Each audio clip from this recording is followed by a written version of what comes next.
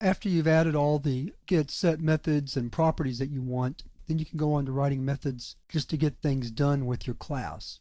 So with the name class, one thing we might want to do is return the initials of the person who's named in the object. So we'll write a method for that. We'll call it getInitials.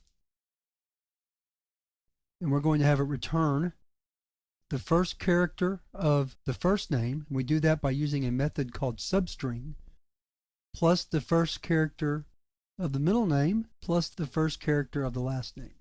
So let's test that method before we move to something else. So we call getInitials. Now let's compile and run. And there's JQP. So something else we might want to do is return the name in some other format than first, middle, last. So we might call this getLastFirst.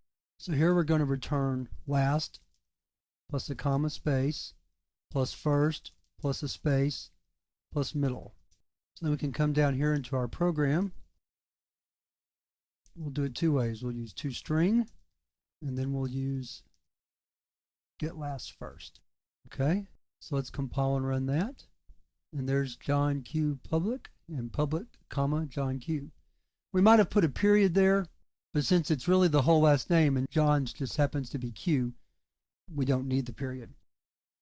There's many other types of things we can do, but I just wanted to give you a feel for some examples of some utility methods that you can write for a class. Later in the course, when we study classes in more depth, we'll look at quite a few more methods that we can use, such as comparing two class objects together. That takes a special type of method to check for, and we'll look at those later in the course. But for now, we're going to move on to the exercises for this chapter.